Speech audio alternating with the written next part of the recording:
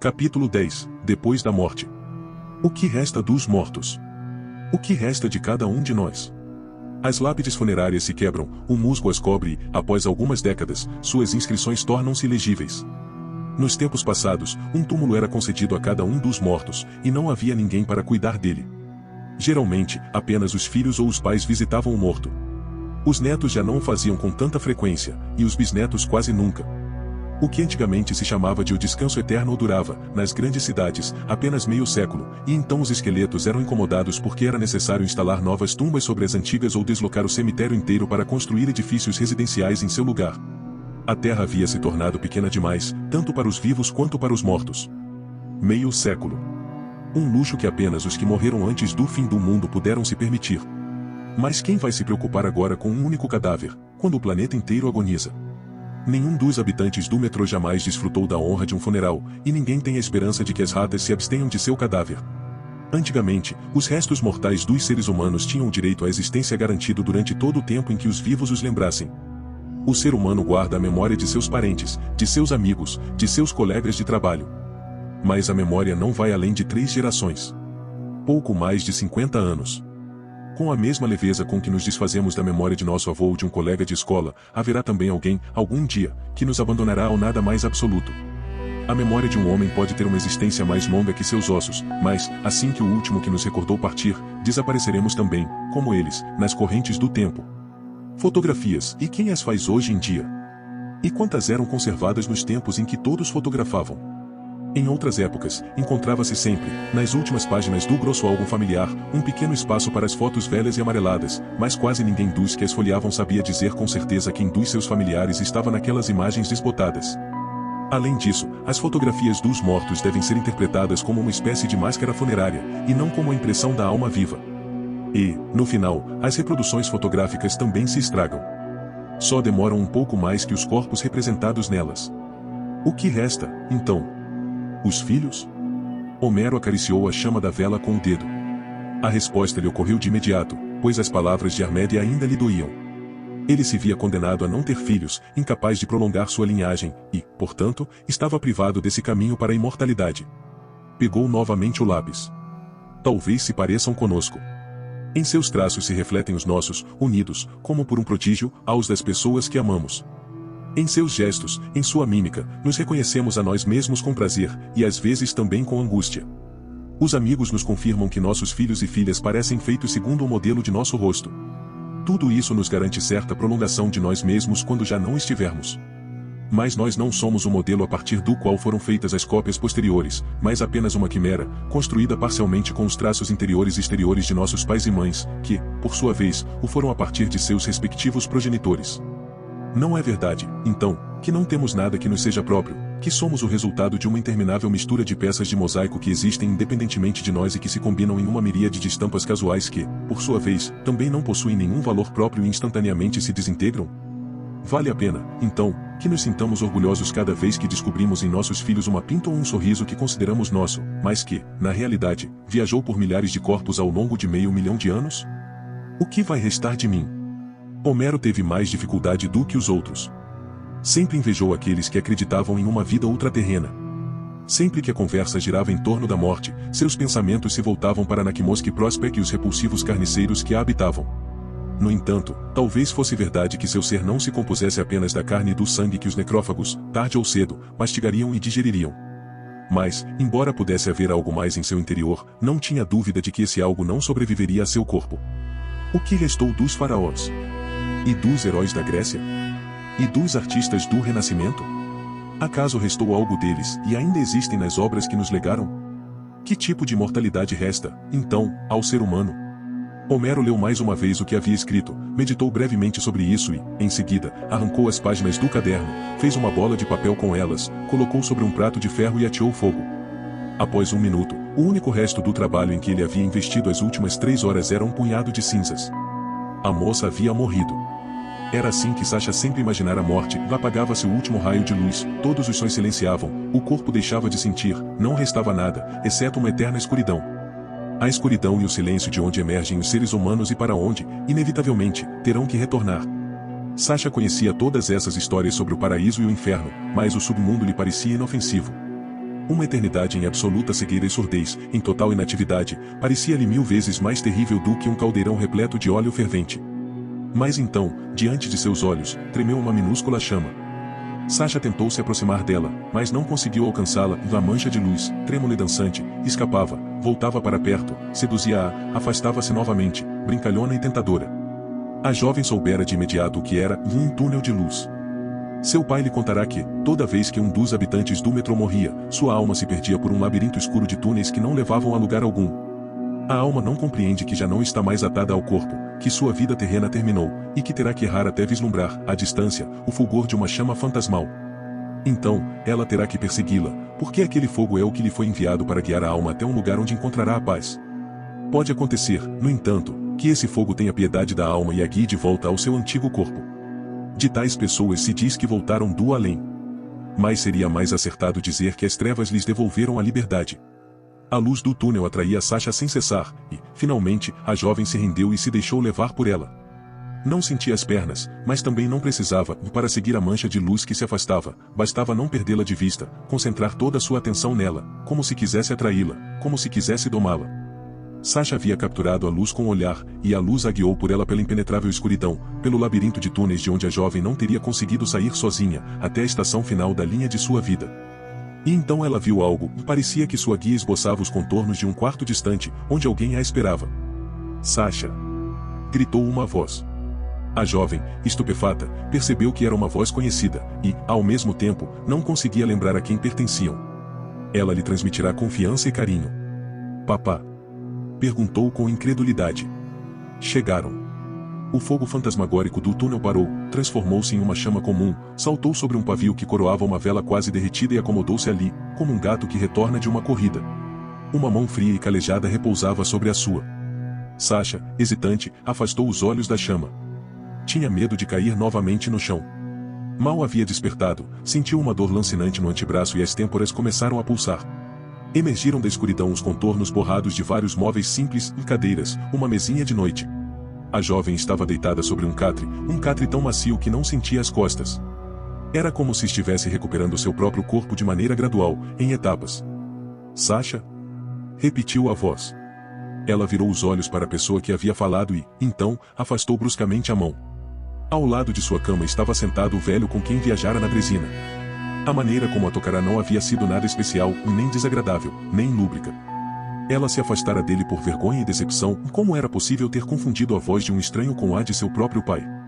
Qual seria a razão pela qual a luz do túnel a havia guiado exatamente até ali? O velho sorria amavelmente. Parecia satisfeito por ela ter despertado. Então, pela primeira vez, Sasha descobriu em seus olhos um caloroso brilho que até aquele dia só conhecera em um homem. Por isso ela se confundira e por isso sentia vergonha. "Perdona-me", disse ele. No instante seguinte, lembrou-se dos últimos minutos que passará na Paveletskaya. Endireitou-se bruscamente. O que aconteceu com seu amigo? A jovem parecia tão incapaz de chorar quanto de rir. Mas talvez fosse apenas porque lhe faltavam forças. Por sorte, as garras afiadas da monstruosidade não a haviam ferido. A besta golpeara apenas com a planta da pata. Mas, ainda assim, passará o dia inteiro inconsciente. O médico havia garantido a Homero que sua vida estava fora de perigo. O velho não havia lhe contado sobre seus próprios problemas de saúde. Sasha, durante o tempo em que esteve inconsciente, Homero já se acostumara a chamá-la assim, recostou novamente a cabeça sobre o travesseiro. O velho voltou para a mesinha, onde o aguardava um bloco de notas com 96 páginas, aberto. Pegou o lápis com a mão e retomou sua escrita no mesmo ponto onde antes havia interrompido para velar pela jovem gemendo e febril. Mas, então, uma caravana se atrasou. E demorava tanto que só era possível uma explicação. Haviam sofrido um imprevisto, um contratempo terrível, contra o qual nada puderam os escoltas, apesar de seu pesado armamento e sua experiência em combate, nem tampouco as boas relações com a Hansa que tanto os mimavam. A inquietação não teria sido tão grande se tivessem algum meio de comunicação. Mas a linha telefônica que os conectava com a Hansa também sofrerá algum problema. Não haviam podido falar com eles desde a segunda-feira anterior, e o destacamento que haviam enviado para buscar a falha retornará sem encontrar nada. Homero levantou os olhos e se assustou. A jovem estava atrás dele e olhava seus rabiscos por cima do ombro. Dava a impressão de que a curiosidade era a única coisa que a mantinha de pé. O velho, envergonhado, fechou o bloco com a capa para cima. "Está esperando pela inspiração?" perguntou a jovem. "Estou no começo", murmurou Homero. E o que aconteceu com a caravana? Não sei. Começou a desenhar, com muito cuidado, uma moldura para o título. Ainda falta muito para que a história termine. Vá deitar, você precisa descansar. Mas você será quem decidirá como o livro termina? Respondeu ela, sem se mover de onde estava. Neste livro não se conta nada que dependa de mim. Homero deixou o lápis sobre a mesinha. Eu não penso o que tem que acontecer. Simplesmente vou escrevendo o que acontece. Então, o que depende de você é muito mais ainda, disse a jovem, pensativa. Eu também apareço? Homero sorriu.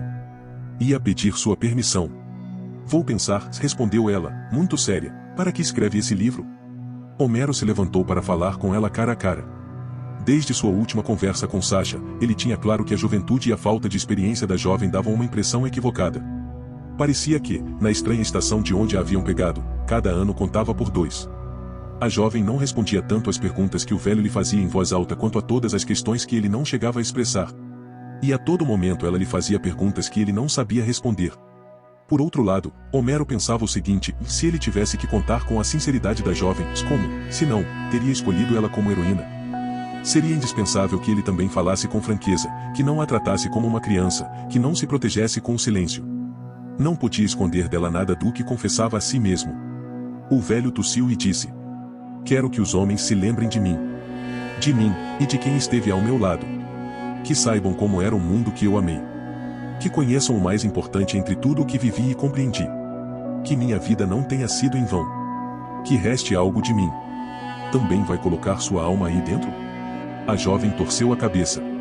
Mas se é só um bloco de notas? Poderia se queimar, ou se perder. Um depósito nada confiável para a alma, não é? Homero suspirou. Não, só preciso deste bloco para organizar minhas ideias.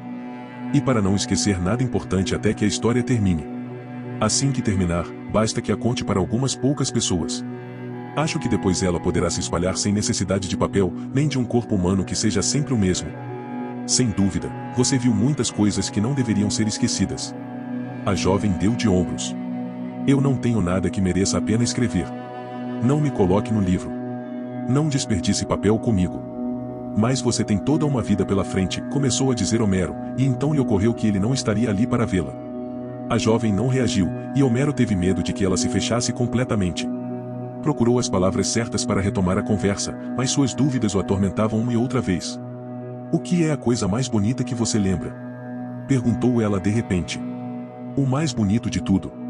Homero hesitou. Era estranho confiar seus pensamentos mais íntimos a uma pessoa que ele conhecera 2 dias antes. Ele não os confiara nem a Helena. A mulher só sabia que na parede de seu quarto havia uma imagem de uma paisagem urbana comum. Será que uma jovem que passará toda a vida no subsolo conseguiria entender o que ele lhe contasse? Decidiu correr o risco. A chuva em um dia de verão, disse ele. Sasha franziu a testa de uma maneira curiosa. O que tem de bonito nisso? Você já viu chover? Não. A jovem negou com a cabeça. Meu pai não me deixava sair para a superfície. De qualquer forma, eu subi até lá em 2 ou 3 ocasiões, mas o que vi não gostei. Aquela sensação de não ter paredes ao redor é horrível. Depois acrescentou, como se fosse necessário, dizemos que está chovendo quando cai água de cima, não é? Homero já não a escutava. De novo, aquele dia distante apareceu à sua frente. Como um médium que oferece seu corpo a um espírito que invocou, ele voltou seu olhar para o vazio e começou a falar sem respirar. Passamos um mês quente e seco. Minha mulher estava grávida, sempre teve problemas respiratórios, e então aquele calor. Na maternidade, havia um único ventilador, e ela sempre se queixava do calor. Eu também tinha dificuldades para respirar, tanto que sentia por ela. Era terrível, e durante muitos anos quisemos ter filhos e nunca conseguimos, e os médicos nos assustavam, dizendo que talvez o bebê nascesse morto.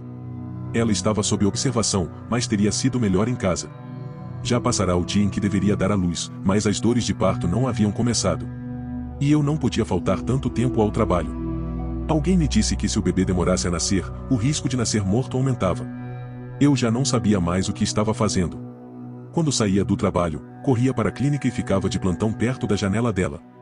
Nos túneis não havia sinal, então, em cada estação, eu precisava verificar se me chamaram. E então, finalmente, a ligação do médico: entre em contato conosco imediatamente. Fiquei procurando um lugar tranquilo, e durante todo o caminho imaginei minha mulher e meu filho mortos. Que idiota e ansioso eu sou. Disquei o número. Homero parou e ouviu o sinal, esperando que alguém atendesse o telefone. A jovem não o interrompeu. Guardou suas perguntas para mais tarde. Então, uma voz desconhecida me disse: "Parabéns. É um menino." Pareciam palavras tão simples. É um menino. Eles haviam feito minha mulher voltar dos mortos, e então aquele milagre, saí correndo para a rua e estava chovendo. Uma chuva fresca. O ar estava tão leve, tão transparente. Como se antes a cidade estivesse coberta por um plástico, e então, de repente, alguém tivesse tirado.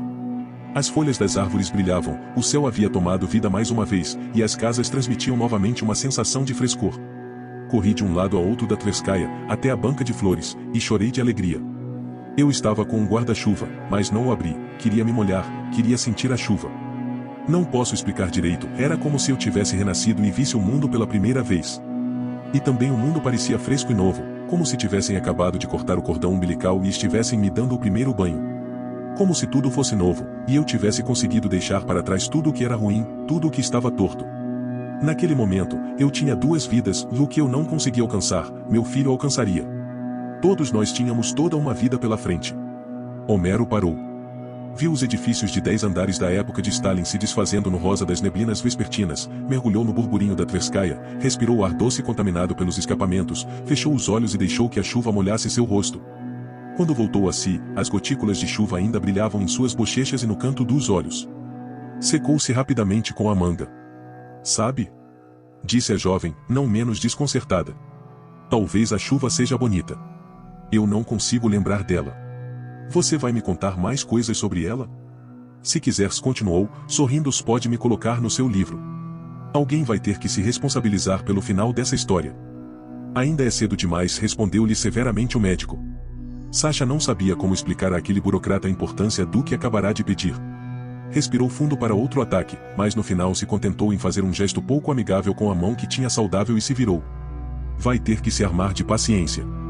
Mas, visto que está em pé e se sente bem, autorizo-a a dar um passeio." O médico pegou o material em uma pequena bolsa plástica e estendeu a mão para Homero. "Voltarei dentro de algumas horas. O governo da estação ordenou que tratemos o seu caso com cuidado especial. De qualquer forma, estamos em dívida com você." Homero jogou para Sasha uma jaqueta de soldado cheia de manchas. A jovem saiu, seguiu o médico pelas outras seções do hospital militar, por uma série de salas e quartos repletos de mesas e camas, e depois desceram 2 lances de escada, e, por uma porta pequena e discreta, saíram para uma gigantesca sala.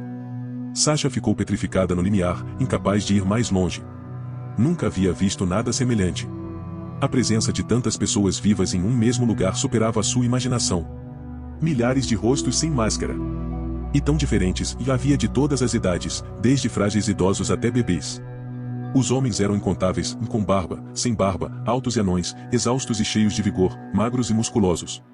Alguns haviam ficado mutilados no combate, outros tinham defeitos de nascimento. Alguns eram de uma beleza radiante, outros, apesar de sua pouca atratividade física, irradiavam um magnetismo secreto.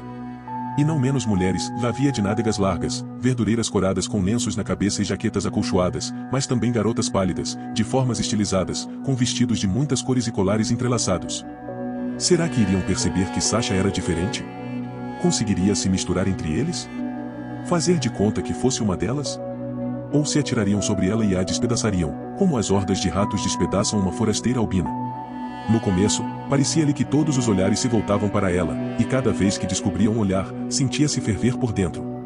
Mas, ao fim de um quarto de hora, já estava acostumada, alguns a olhavam com hostilidade, outros com interesse, e outros, até, com excessiva insistência. Mas a grande maioria não lhe dava atenção alguma. Seus olhos deslizavam sobre Sasha com indiferença e seguiam em frente, sem lhe fazerem caso.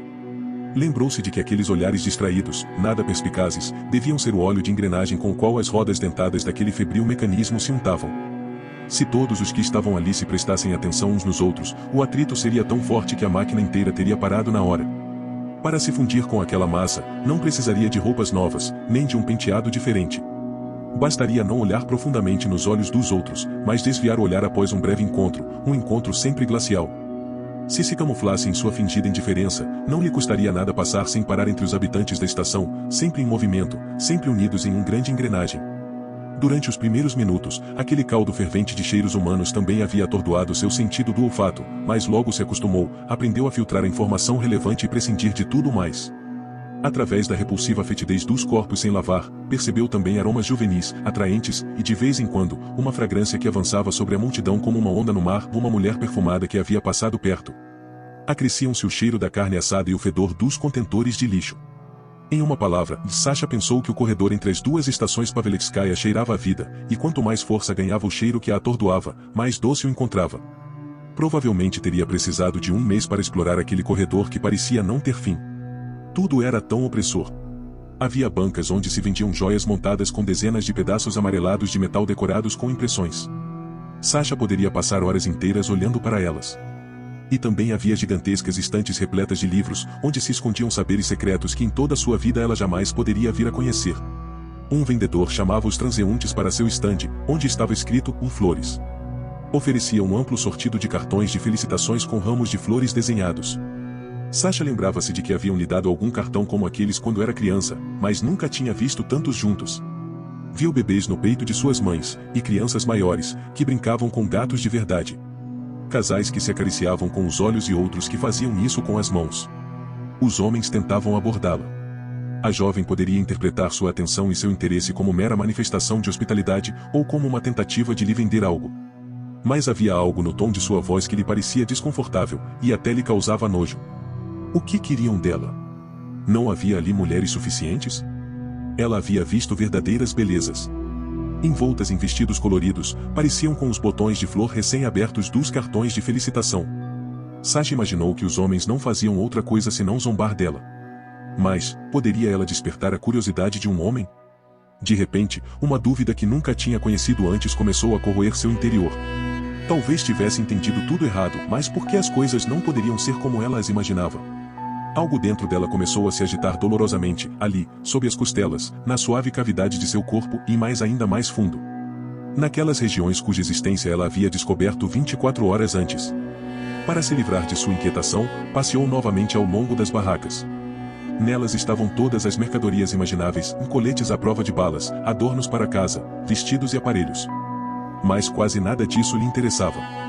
Sua voz interior havia colocado em segundo plano a tumultuada multidão, e as imagens que sua imaginação estava desenhando tinham formas mais definidas do que os seres vivos que a cercavam. Mereceria ele arriscar sua vida por ela? Poderia condená-lo depois do que havia acontecido? E, acima de tudo, qual sentido poderiam ter os estúpidos pensamentos da jovem? Nesses momentos em que já não podia fazer nada por ele. De repente, antes que Sasha compreendesse o porquê, desapareceram todas as suas dúvidas, e seu coração se acalmou. Ouviu dentro de si e escutou o eco de uma melodia distante, uma melodia que vinha de fora e fluía junto ao coro da multidão, sem se misturar com ele. Para Sasha, a música significava, em primeiro lugar, como para todo mundo, as canções de ninar de sua mãe.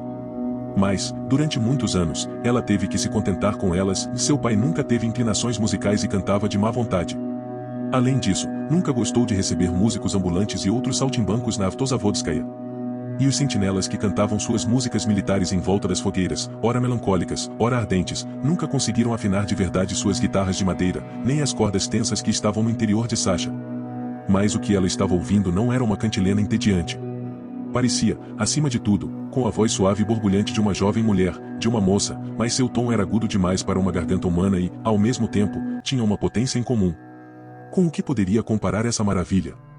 O cântico do desconhecido instrumento encantava todos os presentes, os elevava às alturas e os transportava para uma imensa distância, para mundos que os nascidos no metrô desconheciam, cujas possibilidades não conseguiam sequer pressentir. Essa música fazia sonhar e incutia a crença de que os sonhos poderiam se tornar realidade. Despertava em todos uma incompreensível nostalgia e, ao mesmo tempo, prometia que poderia saciar essa saudade. E inspirou em Sasha o sentimento de ter encontrado uma lanterna em uma estação pela qual deambulava há muito tempo sem encontrar o caminho, uma lanterna que lhe revelava a saída com sua luz. Parou diante da loja de um ferreiro. Em uma tábua de madeira estavam expostos facas de vários tipos, desde canivetes de bolso até punhais de assassino, longos como uma mão de homem. Sasha contemplou as armas brancas em absoluta imobilidade, como atonita. Uma luta selvagem rugia dentro de seu peito. Uma ideia simples e sedutora estava se formando em seu coração. O velho lhe dera um punhado de cartuchos, suficientes para comprar uma faca preta de lâmina serrilhada, larga e bem afiada, ideal para o seu plano. Sasha demorou 1 minuto para tomar a decisão e superar suas próprias dúvidas. Escondeu sua compra em um bolso do macacão, o mais próximo que pôde do lugar que lhe causava dor, e cuja dor ela pretendia combater. Quando voltou ao hospital, já não sentia o peso da jaqueta de soldado, nem o zumbido nas têmporas. A multidão impedia que a jovem visse ao seu redor, e o músico que produzia os maravilhosos sons da distância lhe era invisível. Parecia, no entanto, que a melodia a cativava, que a induzia a voltar, que queria dissuadi-la de seus propósitos. Foi em vão. Bateram na porta novamente. Homero estava agachado, mas se levantou entre grunhidos, secou os lábios com a manga e puxou a corrente. Ficou com um rastro amarronzado sobre o tecido verde sujo da jaqueta. Vomitava pela 5ª vez em um único dia, embora não tivesse comido nada.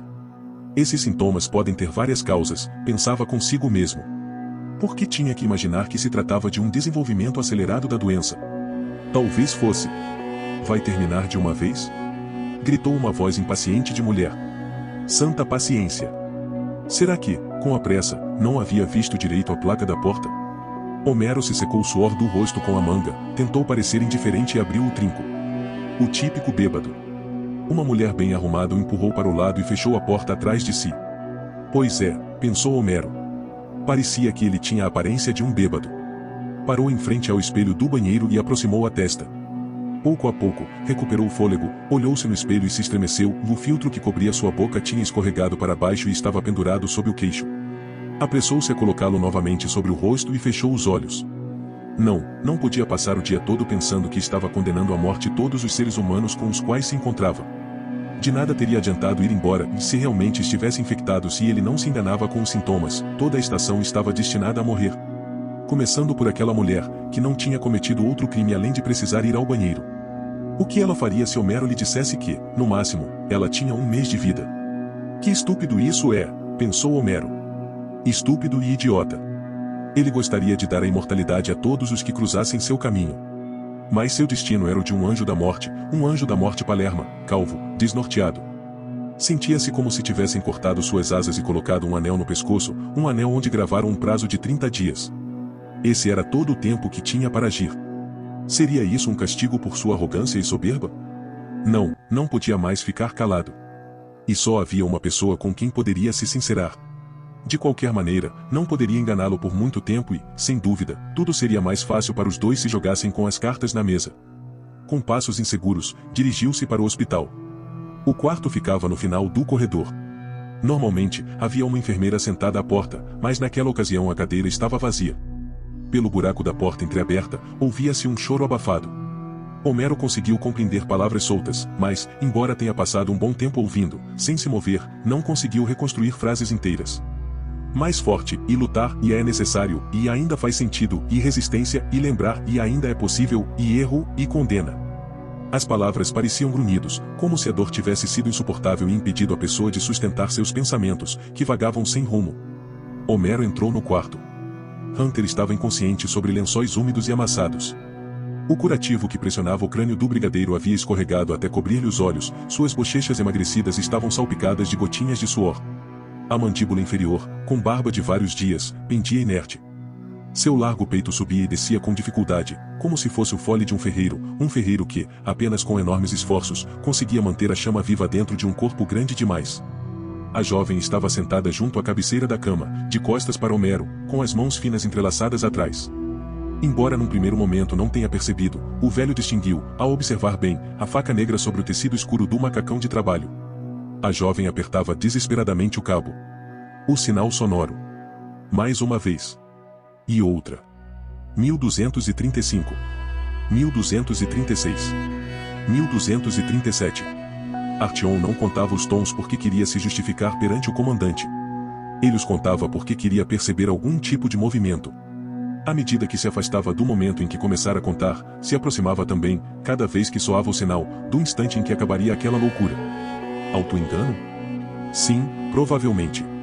Mas ouvir aquele sinal e saber que nunca iria acabar era insuportável. Mesmo quando, no começo, quando soou pela primeira vez, ele tivesse gostado, como um metrônomo, aquele som monótono havia posto ordem no caos de seus pensamentos, havia esvaziado sua cabeça, havia acalmado seu coração desbocado. Mas os minutos que o sinal cortava como fatias pareciam tão iguais entre si que Artyom se sentia como numa ratoeira do tempo. Não poderia escapar dela até que tudo terminasse. Na Idade Média havia uma tortura semelhante e despia-se o criminoso e o colocava-se dentro de um barril. Uma vez ali, gotas intermináveis de água caíam sobre sua cabeça. Como resultado, o infeliz perdia gradualmente a razão. Onde o potro falhava, algo tão simples quanto a água obtinha grandes resultados. Artyom tinha que ficar atento ao telefone e não se atrevia a se afastar dele nem um segundo. Tentará passar o turno inteiro sem beber, para que as necessidades fisiológicas não o afastassem do aparelho. No dia anterior não conseguiu se conter, escapou da sala, correu até o banheiro e voltou correndo. Focou a audição quando ainda estava no limiar, e um arrepio percorreu, a frequência não era a mesma, o sinal havia acelerado, não era tão pausado como antes. Só poderia significar uma coisa, no momento que ele havia esperado tanto tempo havia chegado enquanto ele estava fora. Angustiado, olhou para a porta, como se alguém o estivesse observando, discou novamente o número e colou o ouvido no fone. Ouviu um clique no aparelho, e o sinal recomeçou, com o ritmo habitual. O de linha ocupada não voltou a soar, nem houve ninguém para atender o telefone. Mas Artyom não ousou desligar novamente, e só de vez em quando, ao sentir a orelha quente demais, passava o fone para o outro lado, fazendo um grande esforço para não se distrair. Não informou seu superior sobre o incidente, e ele mesmo não tinha certeza se realmente ouvirá algo que se afastasse daquele ritmo eternamente igual. Suas ordens eram ligar. E já fazia uma semana que vivia apenas para cumprir esse dever. Qualquer negligência o levaria a um tribunal, e este não faria distinção entre um erro e uma sabotagem. Por outro lado, o telefone o ajudava a calcular quanto tempo ainda deveria passar ali sentado. Artyom não tinha relógio, mas havia prestado atenção no do comandante que lhe deu as instruções, e usará ele para constatar que o sinal se repetia a cada 5 segundos. Assim, 12 tons correspondiam a 1 minuto, 720 a 1 hora, 13.680 a um turno inteiro. Pareciam pequenos grãos de areia caindo de um recipiente de vidro para outro recipiente sem fundo. E no estreito pescoço que os unia estava Artyom, encolhido, ouvindo o passar do tempo. Não largava o receptor porque a qualquer momento o comandante poderia aparecer para ver o que ele estava fazendo. Por outro lado, nada do que poderia ser feito ali fazia sentido. Era evidente que, do outro lado da linha, não havia ninguém vivo. Sempre que fechava os olhos, Artyom via a mesma imagem. Vinha o escritório do chefe da estação, bloqueado por dentro, e a ele com a face sobre a mesa, com a Makarov ainda na mão. O disparo lhe atravessara os ouvidos, e ele não podia mais ouvir o sinal do telefone. Os que estavam do lado de fora não haviam conseguido derrubar a porta, mas o desesperado rumor do velho aparelho se infiltrava pelo buraco da fechadura e pela fresta da porta, rastejava pelo corredor onde jaziam todos os cadáveres inchados. Durante um tempo, foi impossível ouvir o telefone por causa do grito da multidão, o roçar dos pés, o choro das crianças. Mas já não restava som algum que perturbasse o descanso dos mortos. Só brilhava a luz vermelha intermitente dos geradores de emergência, que aos poucos se apagavam. O sinal sonoro. Mais uma vez. 1563. 1564. Não havia resposta.